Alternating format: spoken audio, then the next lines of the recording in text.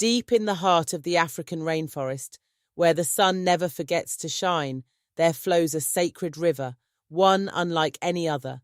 Its waters shimmer like molten gold, casting a mystical glow on the towering trees that guard its secrets. The people of the Mbalanda tribe whisper tales of this river, calling it the tears of the rain goddess, Mama Walenda.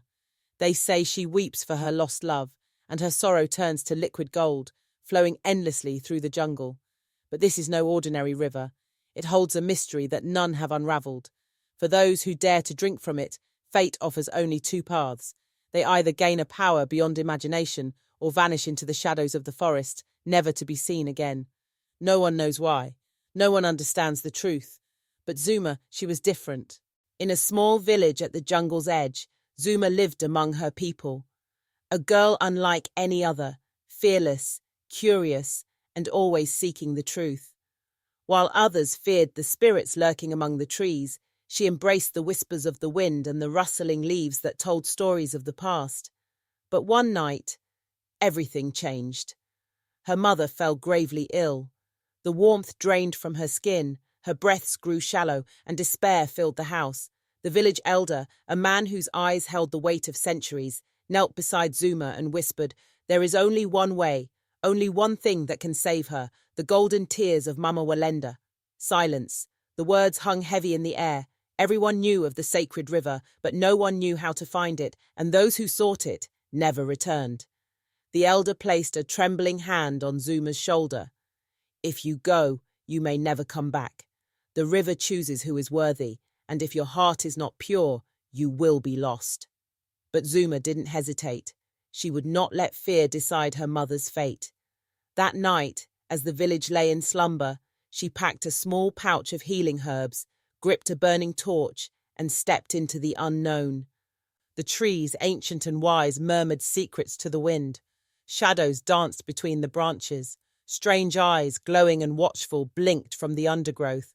The air was thick with something unseen, something watching. But Zuma pressed on. Hours passed. The path twisted and turned, leading her deeper and deeper into the jungle's grasp. Then a sign, an ancient carving on a moss-covered stone, the image of Mama Walenda herself. Her heart pounded. She was close. Then snap! A twig broke behind her. Zuma spun around, torch raised. The darkness moved. Something or someone was there. Then from the shadows he emerged, a tall figure draped in animal skins, his eyes burning like fire. In his hand a staff made of bone, etched with symbols that pulsed with an eerie glow. His voice was deep like distant thunder. "Who dares enter the forbidden land?" Zuma swallowed her fear. Her voice was steady. "I seek the sacred river. I seek the tears of the goddess." A silence stretched between them. Then the man's lips curled into a knowing smile. "The river does not welcome just anyone." He leaned closer, his piercing eyes searching her soul. "If your heart carries truth, you will find your way. But if it does not, the jungle will take you." Then, in the blink of an eye, he was gone. Zuma walked on, the jungle growing quieter with each step. Then she saw it, the river, golden, glowing, alive. Its waters shimmered under the moonlight, but something was wrong. The reflection of the sky trembled, distorted, as if the river itself was breathing. She knelt, hesitantly reaching into the golden current, and then a skeletal hand burst from beneath the surface. Cold fingers wrapped around her wrist, pulling her down. She screamed, but the jungle swallowed her voice. The world spun, the river roared, and in a heartbeat she was gone. When she opened her eyes, she was no longer in the jungle. The sky above was black as night, but the river glowed like the sun. And standing before her was Mama Walenda.